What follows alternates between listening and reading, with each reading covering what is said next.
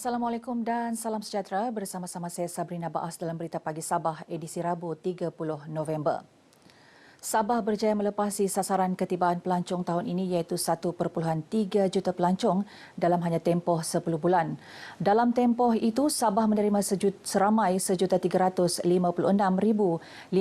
pelawat dengan anggaran 2.4 bilion ringgit pelancongan diterima.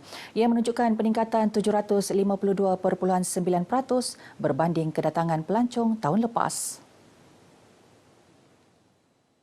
Pembantu Menteri Pelancongan, Kebudayaan dan Alam Sekitar, Datuk Johnston Bangkwai berkata, daripada jumlah kedatangan pelancong tersebut, sektor pelancongan domestik menjadi penyumbang terbanyak iaitu 1,180,050 orang, manakala pelancong antarabangsa seramai 176,006 orang.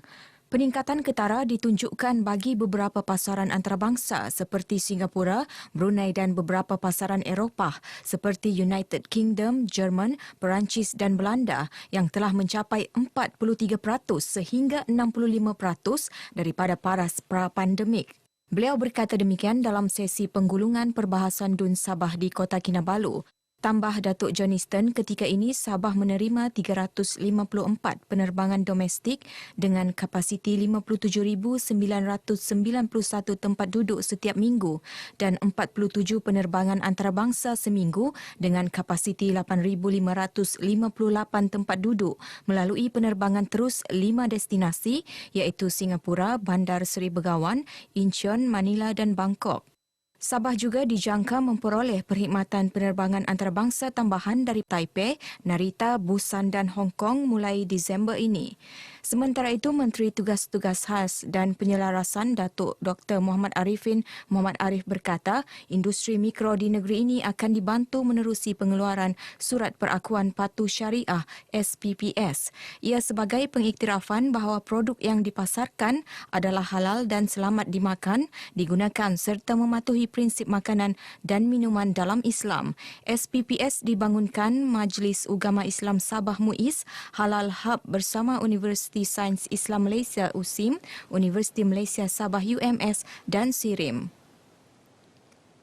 Kementerian Pembangunan Masyarakat dan Kesejahteraan Rakyat berjaya melaksanakan program berimpak tinggi melibatkan program Homework, program Outreach Santuni Wanita dan Pusat Perkembangan Kanak-Kanak PPKK selari dengan Hala Tuju Sabah Maju Jaya. Menterinya Datuk Shah Hilmi Yahya berkata, program pendigital melalui Jabatan Perkhidmatan Kebajikan Am Sabah, JPKA dan Jabatan Hal Ehwal Wanita Jiwa turut dilaksanakan bagi kesejahteraan rakyat. Datuk Shah Hilmi menyatakan demikian dalam sesi penggulungan perbahasan DUN Sabah di Kota Kinabalu. Jelasnya lagi dengan mewujudkan 2 buah PPKK akhir tahun ini dan diteruskan pada tahun hadapan akan menjadikan jumlah keseluruhan PPKK sebanyak 37 buah dengan bilangan kanak-kanak berdaftar seramai 1,264 orang. Sementara itu, menjawab pertanyaan tambahan Adun Kepayan berkenaan penamatan perkahwinan kanak-kanak, Datuk Shah Hilmi berkata JEWA telah menganjurkan program kesedaran menangani isu tersebut kepada ibu bapa, pelajar sekolah menengah, guru-guru dan pemimpin akar umbi. Datuk Shah Hilmi turut menambah, kementeriannya memperuntukkan sebanyak 1.3 juta ringgit bagi penjagaan dan pembelaan kepada orang kurang upaya OKU dan warga emas yang disalurkan kepada agensi bukan kerajaan. Manakala bagi tahun 2022, sejumlah 1.9 juta telah dibelanjakan untuk penjagaan warga emas khususnya yang sakit. Kementerian Sains, Teknologi dan Inovasi KSTI akan terus memperkasa pembangunan sains, teknologi dan inovasi STI di negeri ini tahun depan. Menterinya Datuk Yaakob Han berkata ini termasuk pengoperasian pusat STI pertama di Perpustakaan Negeri Sabah, PNS Keningau. Selain 2 pusat sains dan makerspace akan dibina di PNS Tawau dan Sandakan dengan kos 10.2 juta ringgit yang ditanggung sepenuhnya oleh Petronas. Tambah Datuk Yaakob, bagi mewujudkan suasana pembelajaran STI yang kondusif, KSTI akan meneruskan program menaik taraf makmal sains sekolah menengah, program pembinaan sudut sains dan program pembinaan pusat inovasi. Manakala untuk memastikan kadar penglibatan pelajar dalam bidang sains, teknologi, kejuruteraan dan matematik STEM dipertingkat, KSTI akan meneruskan pelbagai program pembudayaan STI seperti Karnival Sains Sabah, Jelajah Astronomi dan 24 siri STEM Fiesta. Bagi melahirkan usahawan berteraskan teknologi, KSTI akan meneruskan dan menambah baik program tahunan seperti Pitch Borneo, SE Summit, Borneo Tech Summit, My Hackathon dan My Startups. Di samping itu, kementerian juga akan meningkatkan penglibatan usahawan sosial untuk menimba pengalaman dalam program seperti Buy for Impact dan Borneo Native Festival. Datuk Yaakob berkata demikian dalam ucapan penggulungan persidangan Dewan Undangan Negeri DUN Sabah ke-16 di Kota Kinabalu. Sementara itu, untuk pembangunan modal insan, KSTI melalui Jabatan Pembangunan Sumber Manusia, Sabah Skills and Technology Centre SSTC dan College AMC akan melaksanakan 308 program serta kursus kemahiran, teknologi digital, teknikal dan keusahawanan. Terdahulu dalam sesi perbahasan, seramai 23 ahli Dewan Undangan Negeri ADUN telah menyertai sesi perbahasan 11 suara menyokong Belanjawan 2023 bertemakan ekonomi diperkasa, rakyat sejahtera dengan anggaran perbelanjaan berjumlah RM5.138 bilion.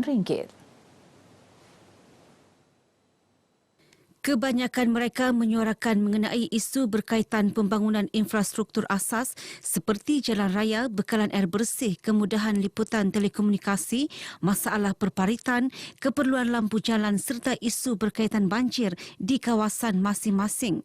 Turut dibangkitkan mengenai pentingnya hubungan baik dengan kerajaan persekutuan, tuntutan hak-hak negeri berkenaan Perjanjian Malaysia 1963, pembasmian kemiskinan, menarik pelaburan luar, meningkatkan peluang pekerjaan serta tumpuan pembangunan di luar bandar.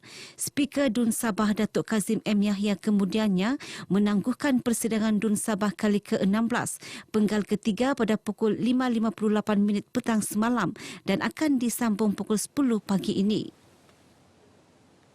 Beralih ke perkembangan semasa COVID-19, Sabah terus mencatatkan penurunan angka kes baharu dengan 103 kes semalam, penyusutan 34 kes berbanding Selasa.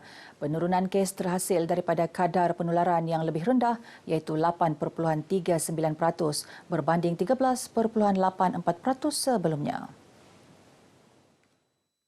Dalam kenyataan Menteri Kerajaan Tempatan dan Perumahan Datuk Seri Panglima Masidi Manjun, 3 daerah kekal mencatat kes baharu 2 angka iaitu Kota Kinabalu, Penampang dan Tawau. Sementara 16 daerah tidak merekodkan sebarang jangkitan baharu.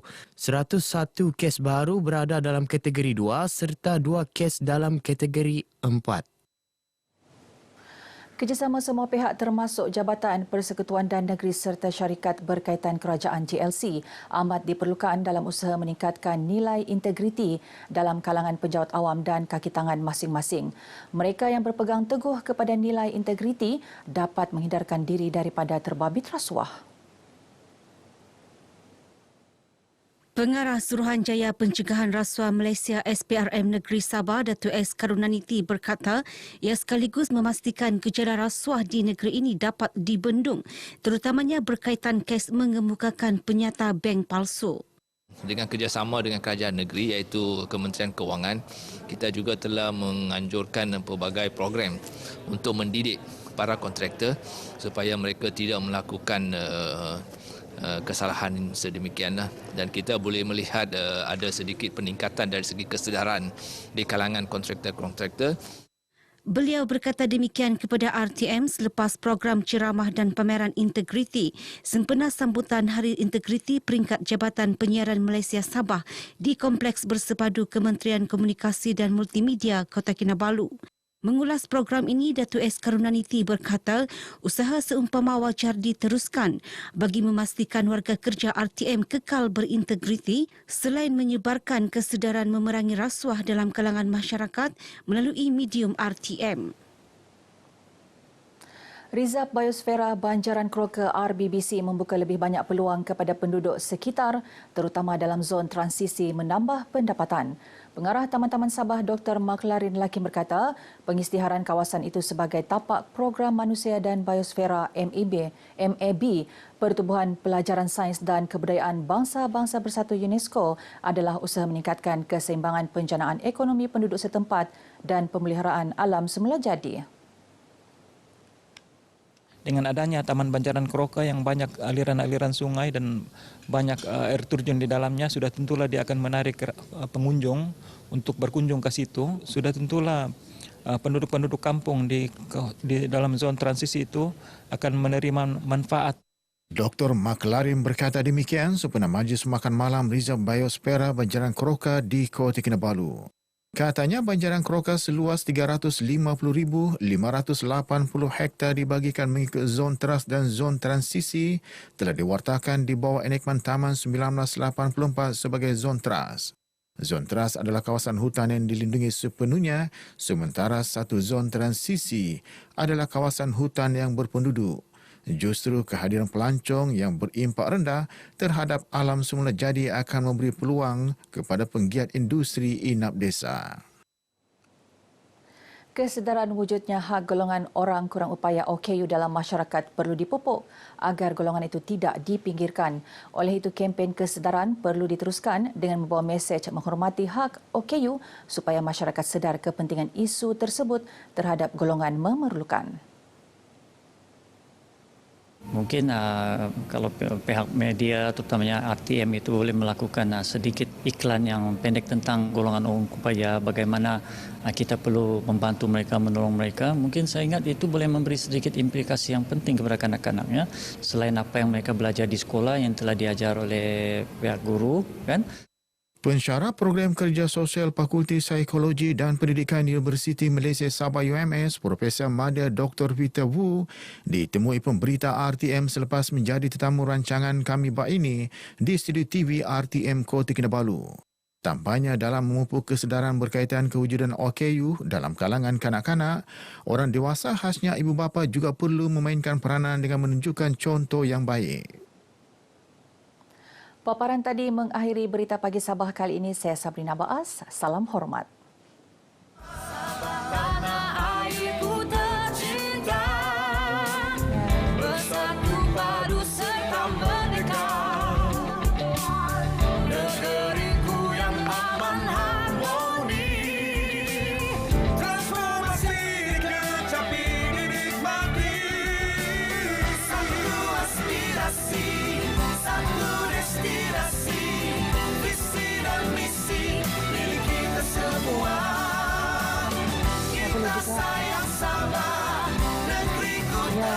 Itulah susah saya mau ucap sambil tu.